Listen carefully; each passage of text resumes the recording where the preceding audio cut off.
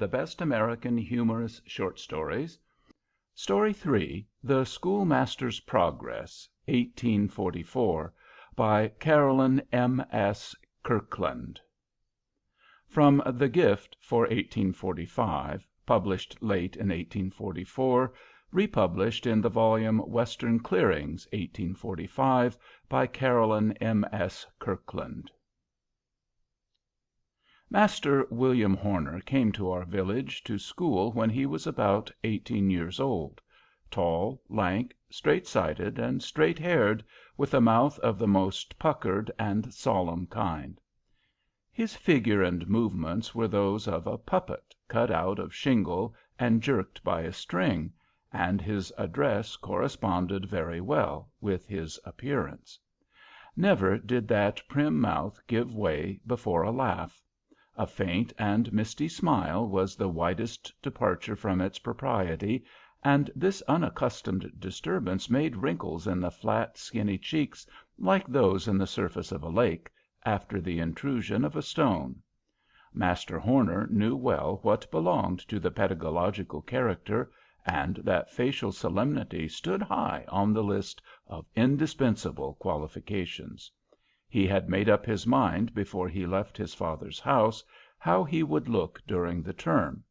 He had not planned any smiles, knowing that he must board round, and it was not for ordinary occurrences to alter his arrangements; so that when he was betrayed into a relaxation of the muscles, it was in such a sort as if he was putting his bread and butter in jeopardy. Truly, he had a grave time that first winter. The rod of power was new to him, and he felt it his duty to use it more frequently than might have been thought necessary by those upon whose sense the privilege had palled. Tears and sulky faces and impotent fists doubled fiercely when his back was turned were the rewards of his conscientiousness. And the boys, and girls too, were glad when working time came round again, and the master went home to help his father on the farm. But with the autumn came Master Horner again, dropping among us as quietly as the faded leaves, and awakening at least as much serious reflection. Would he be as self-sacrificing as before, postponing his own ease and comfort to the public good, or would he have become more sedentary, and less fond of circumambulating the schoolroom with a switch over his shoulder? Many were fain to hope he might have learned to smoke during the summer, an accomplishment which would probably have moderated his energy not a little, and disposed him rather to reverie than to action. But here he was, and all the broader chested and stouter armed for his labors in the harvest field. Let it not be supposed that Master Horner was of a cruel and ogrish nature, a baby-eater, a Herod, one who delighted in torturing the helpless. Such souls there may be, among those endowed with the awful control of the ferule, but they are rare in the fresh and natural regions we describe. It is, we believe, where young gentlemen are to be crammed for college, that the process of hardening heart and skin together goes on most vigorously. Yet among the uneducated there is so high a respect for bodily strength that it is necessary for the schoolmaster to show, first of all, that he possesses this inadmissible requisite for his place. The rest is more readily taken for granted. Brains he may have, a strong arm he must have, so he proves the more important claim first. We must therefore make all due allowance for Master Horner, who could not be expected to overtop his position so far as to discern at once the philosophy of teaching. He was sadly browbeaten during his first term of service by a great broad-shouldered lout of some 18 years or so, who thought he needed a little more schooling, but at the same time felt quite competent to direct the manner and measure of his attempts. "You'd ought to begin with large hand, Joshuay," said Master Horner to this youth.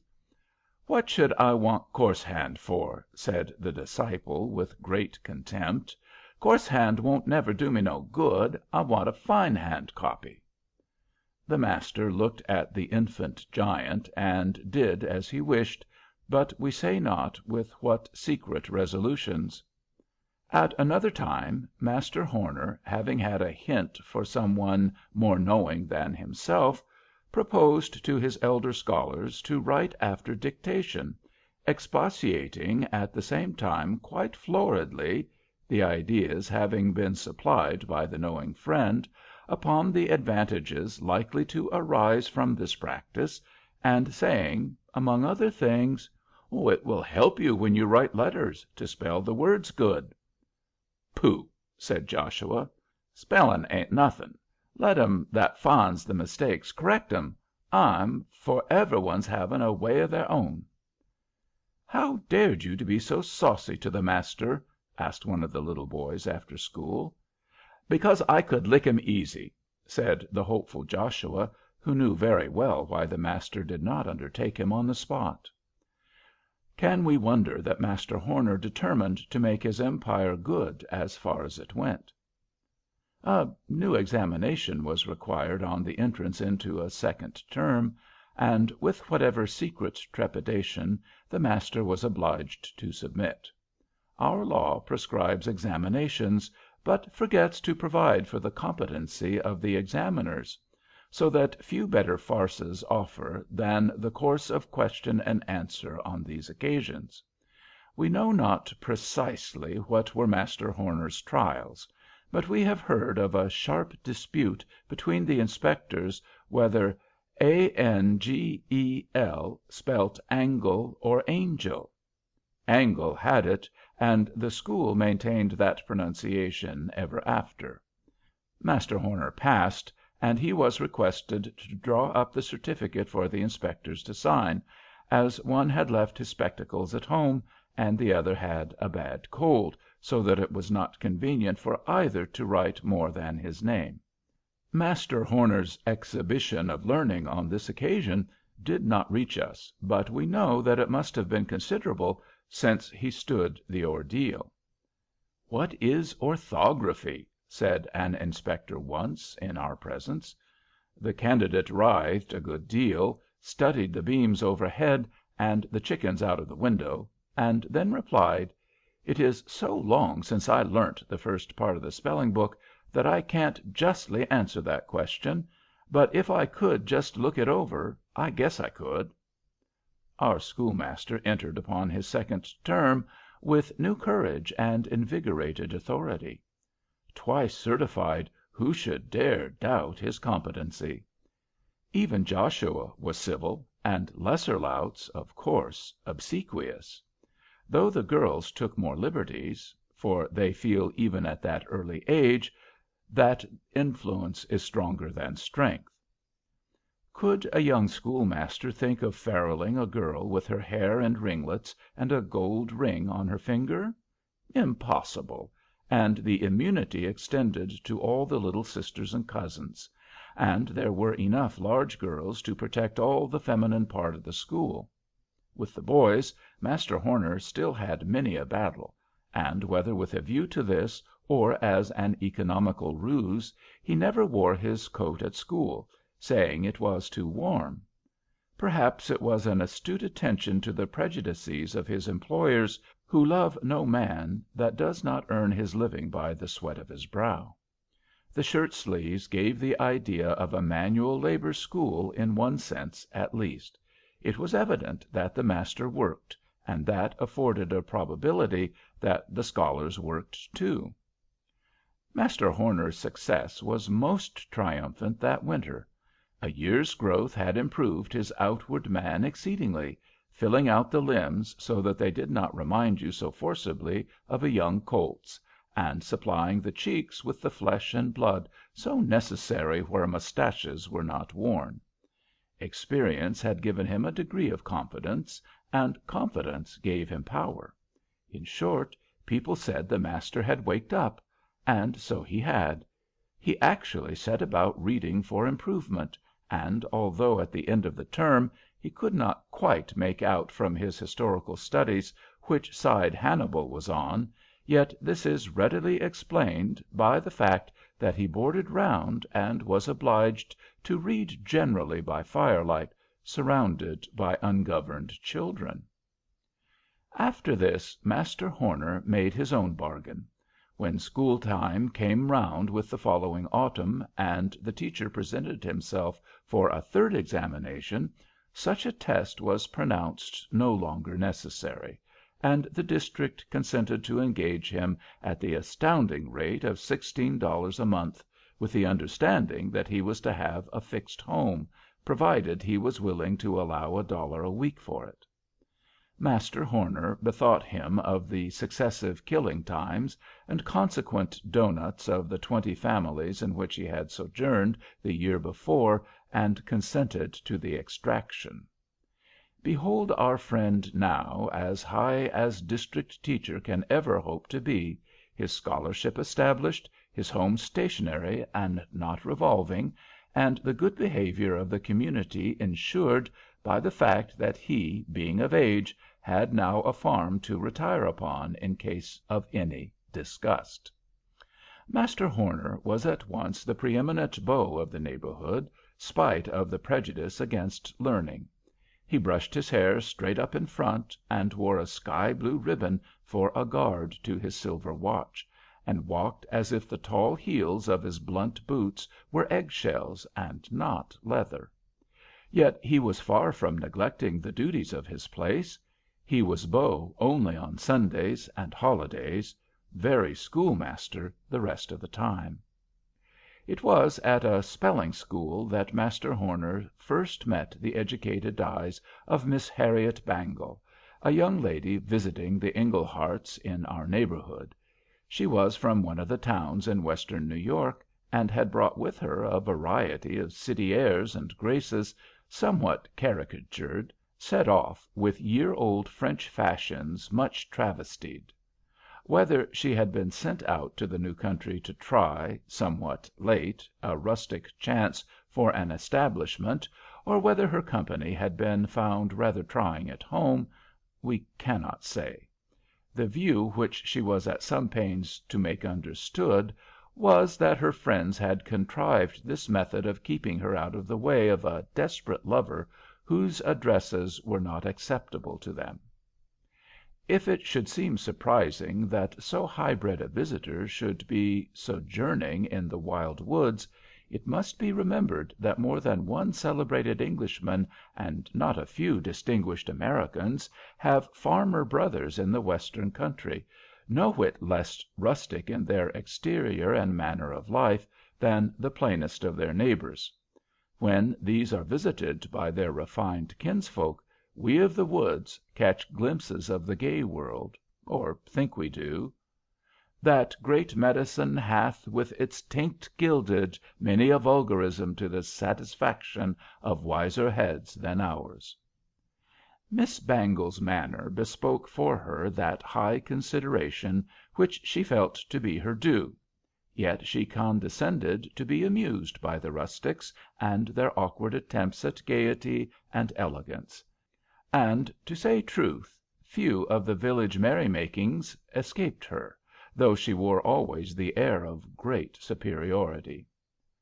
The spelling school is one of the ordinary winter amusements in the country. It occurs once in a fortnight or so, and has power to draw out all the young people for miles round, arrayed in their best clothes and their holiday behavior. When all is ready, umpires are elected, and after these have taken the distinguished place usually occupied by the teacher, the young people of the school choose the 2 best scholars to head the opposing classes. These leaders choose their followers from the mass, each calling a name in turn, until all the spellers are ranked on one side, or the other, lining the sides of the room, and all standing.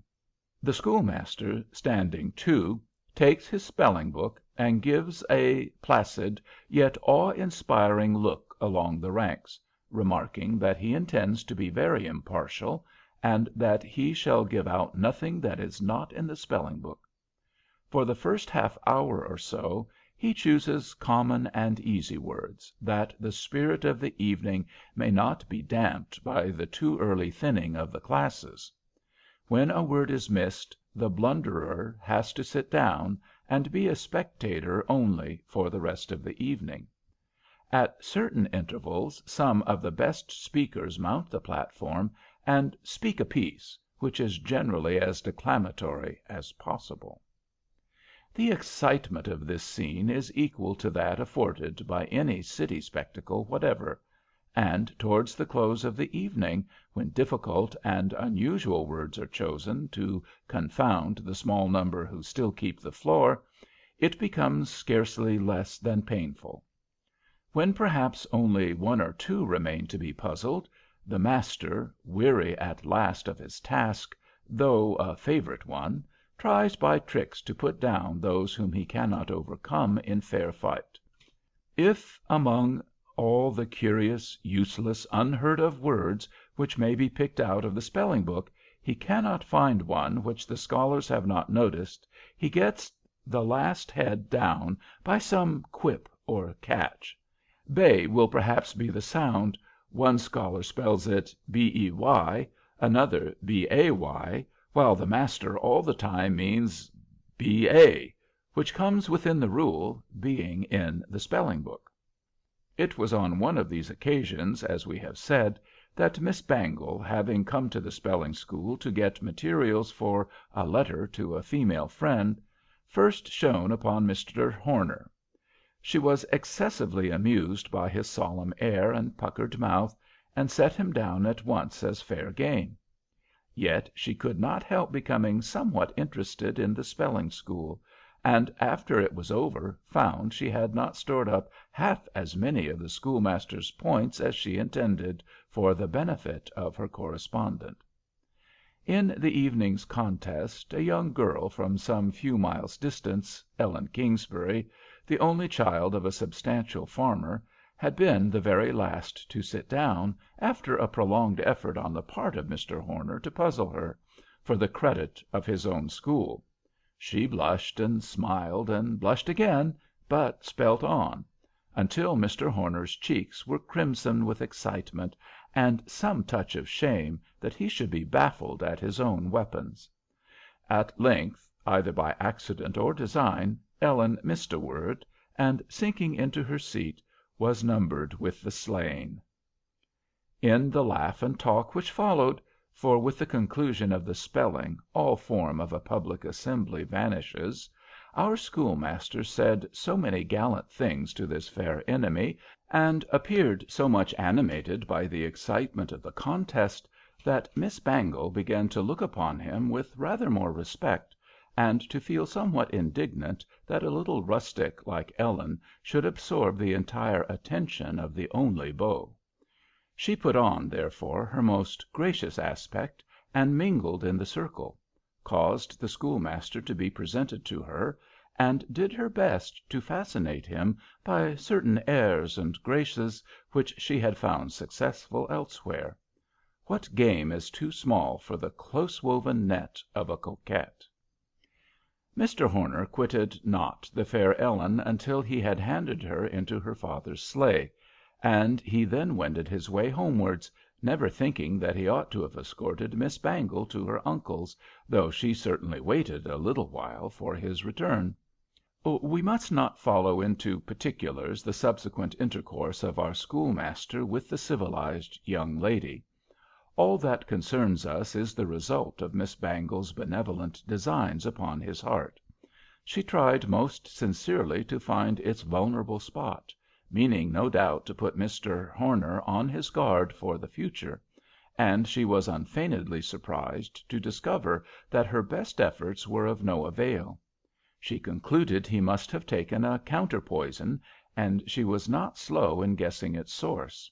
She had observed the peculiar fire which lighted up his eyes in the presence of Ellen Kingsbury, and she bethought her of a plan which would ensure her some amusement at the expense of these impertinent rustics, though in a manner different somewhat from her original, more natural idea of simple coquetry.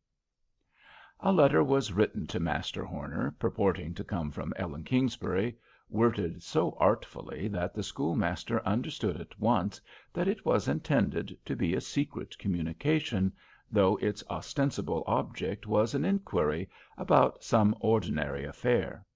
This was laid in Mr. Horner's desk before he came to school, with an intimation that he might leave an answer in a certain spot on the following morning.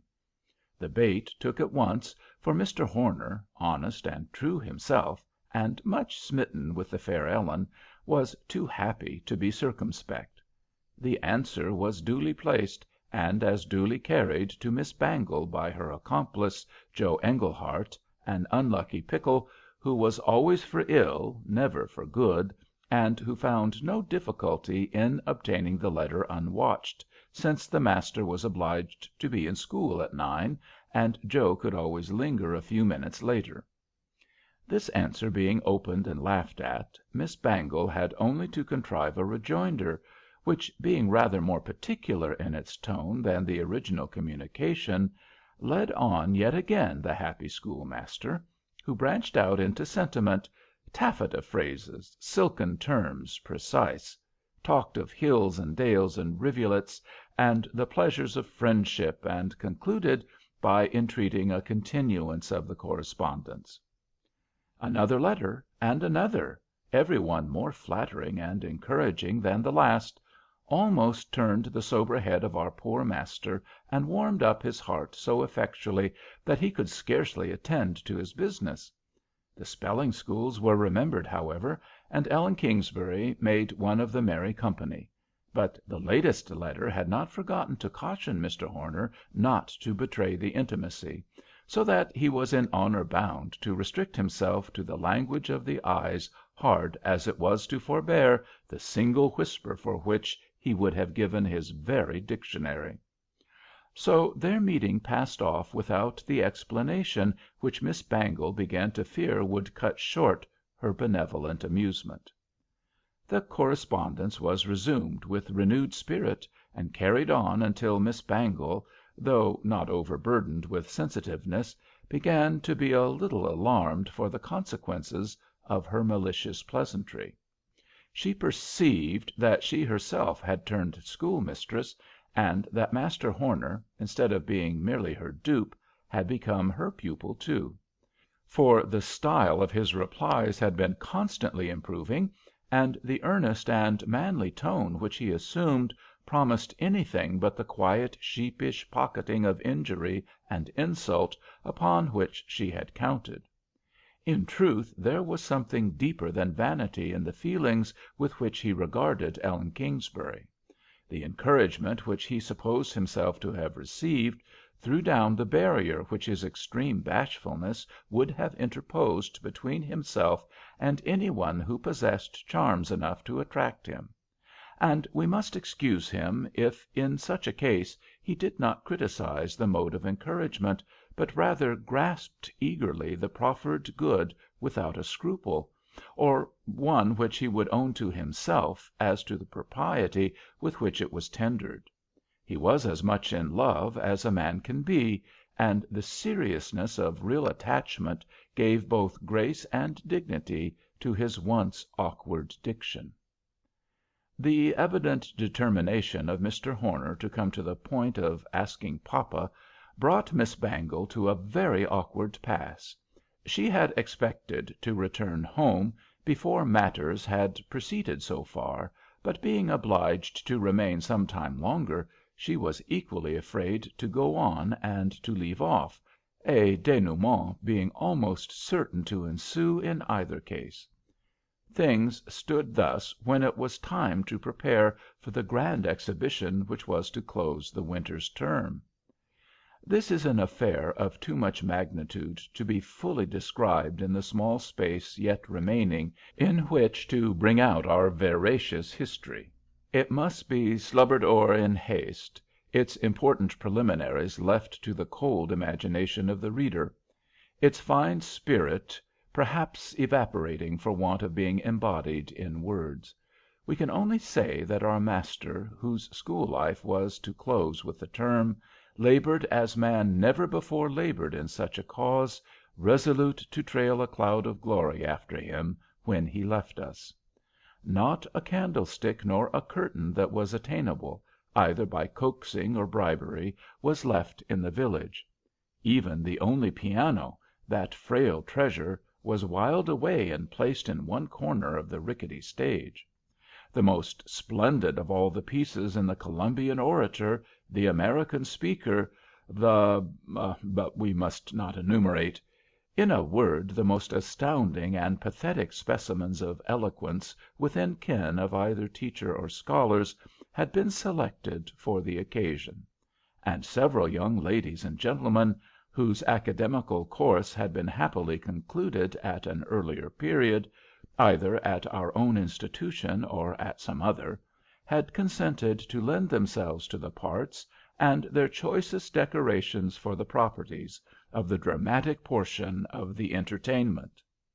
Among these last was pretty Ellen Kingsbury, who had agreed to personate the Queen of Scots in the garden scene from Schiller's tragedy of Mary Stuart; and this circumstance accidentally afforded Master Horner the opportunity he had so long desired, of seeing his fascinating correspondent without the presence of peering eyes. A dress rehearsal occupied the afternoon before the day of days, and the pathetic expostulations of the lovely Mary, "Mine all doth hang, my life, my destiny, upon my words, upon the force of tears," aided by the long veil and the emotion which sympathy brought into Ellen's countenance, proved too much for the enforced prudence of Master Horner. When the rehearsal was over, and the heroes and heroines were to return home, it was found that, by a stroke of witty invention not new in the country, the harness of Mr. Kingsbury's horses had been cut in several places, his whip hidden, his buffalo skins spread on the ground, and the sleigh turned bottom upwards on them.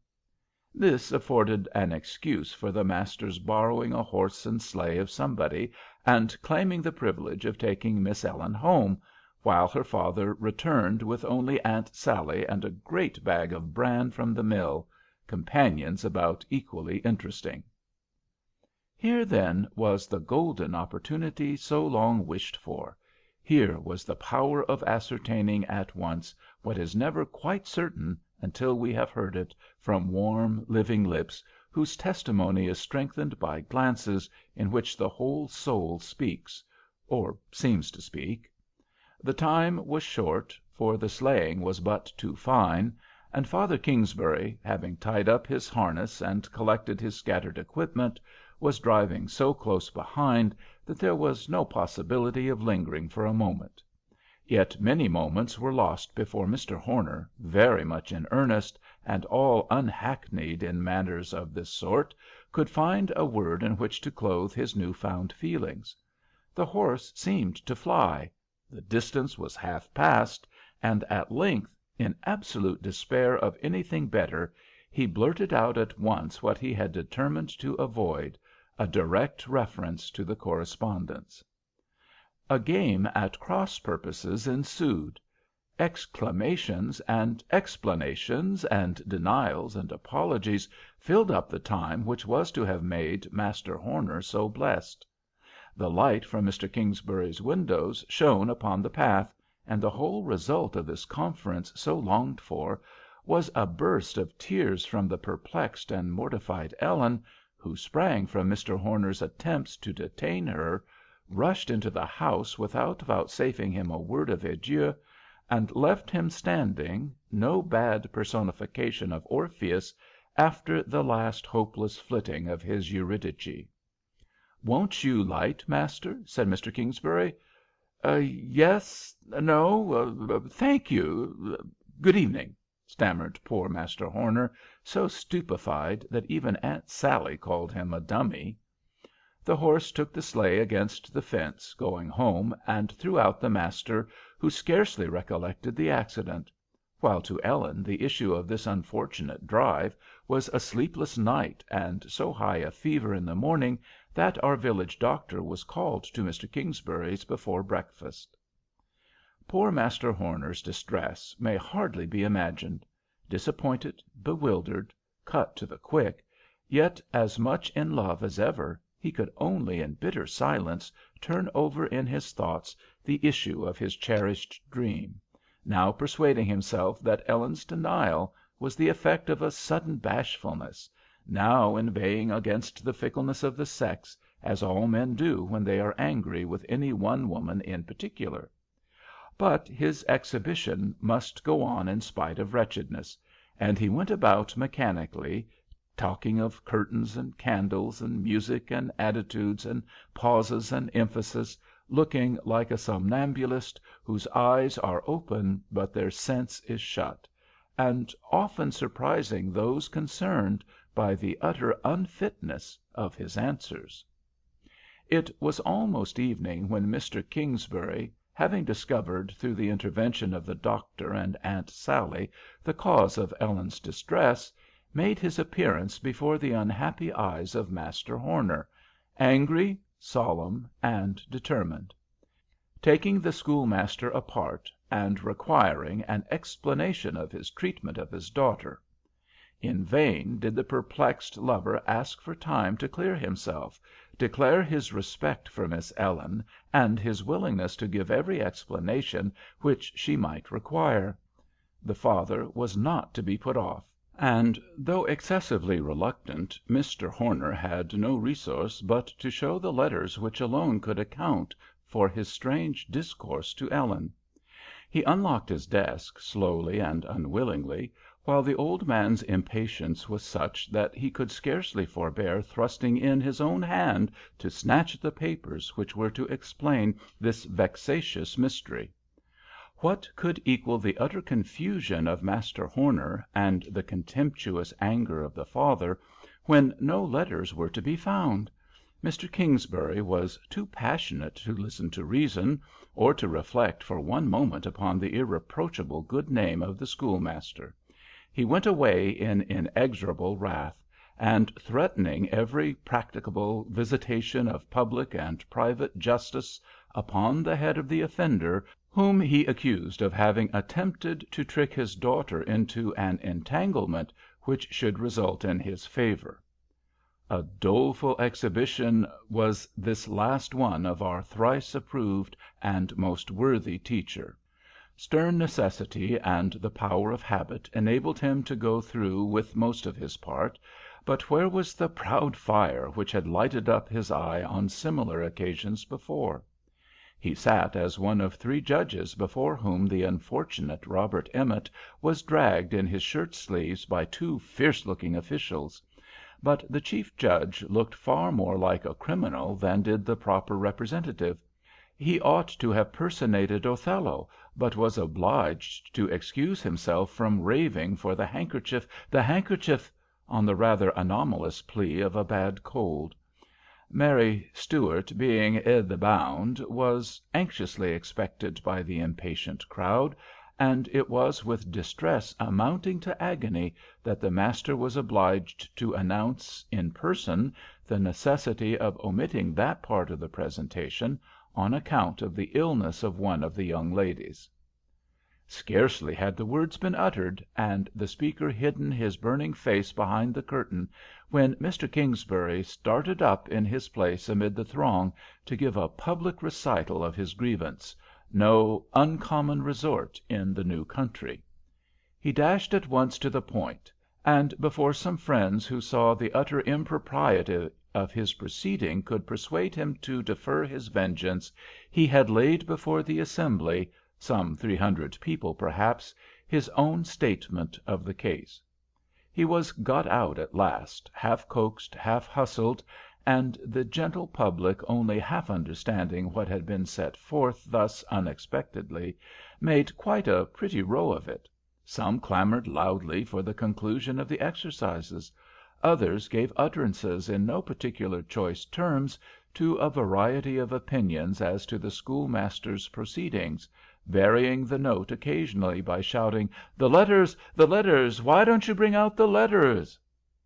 At length by means of much rapping on the desk by the president of the evening, who was fortunately a popular character, order was partially restored, and the favourite scene from Miss More's dialogue of David and Goliath was announced as the closing piece. The sight of little David in a white tunic edged with red tape, with a calico scrip and a very primitive looking sling, and a huge Goliath decorated with a militia belt and sword, and a spear like a weaver's beam indeed, enchained everybody's attention. Even the peccant schoolmaster and his pretended letters were forgotten, while the sapient Goliath, every time that he raised the spear in the energy of his declamation to thump upon the stage, picked away fragments of the low ceiling, which fell conspicuously on his great shock of black hair. At last, with the crowning threat, up went the spear for an astounding thump, and down came a large piece of the ceiling, and with it a shower of letters. The confusion that ensued beggars all description. A general scramble took place, and in another moment 20 pairs of eyes, at least, were feasting on the choice phrases lavished upon Mr. Horner. Miss Bangle had sat through the whole previous scene, trembling for herself, although she had, as she supposed, guarded cunningly against exposure. She had needed no prophet to tell her what must be the result of a tête-à-tête between Mr. Horner and Ellen, and the moment she saw them drive off together, she induced her imp to seize the opportunity of abstracting the whole parcel of letters from Mr. Horner's desk, which he did by means of a sort of skill which comes by nature to such goblins, picking the lock by the aid of a crooked nail as neatly as if he had been born within the shadow of the tombs. But magicians sometimes suffer severely from the malice with which they have themselves inspired their familiars. Joe Englehart, having been a convenient tool thus far, thought it quite time to torment Miss Bangle a little, so, having stolen the letters at her bidding, he hid them on his own account, and no persuasions of hers could induce him to reveal this important secret, which he chose to reserve as a rod in case she refused him some intercession with his father, or some other accommodation, rendered necessary by his mischievous habits. He had concealed the precious parcels in the unfloored loft above the schoolroom, a place accessible only by means of a small trapped door, without staircase or ladder, and here he meant to have kept them while it suited his purposes, but for the untimely intrusion of the weaver's beam. Miss Bangle had sat through all, as we have said, thinking the letters safe, yet vowing vengeance against her confederate for not allowing her to secure them by a satisfactory conflagration, and it was not until she heard her own name whispered through the crowd that she was awakened to her true situation. The sagacity of the low creatures whom she had despised showed them at once that the letters must be hers, since her character had been pretty shrewdly guessed, and the handwriting wore a more practised air than is usual among females in the country. This was first taken for granted, and then spoken of as an acknowledged fact. The assembly moved like the heavings of a troubled sea. Everybody felt that this was everybody's business. "Put her out," was heard from more than one rough voice near the door, and this was responded to by loud and angry murmurs from within. Mr. Englehart, not waiting to inquire into the merits of the case in this scene of confusion, hastened to get his family out as quietly and as quickly as possible, but groans and hisses followed his niece as she hung half fainting on his arm, quailing completely beneath the instinctive indignation of the rustic public.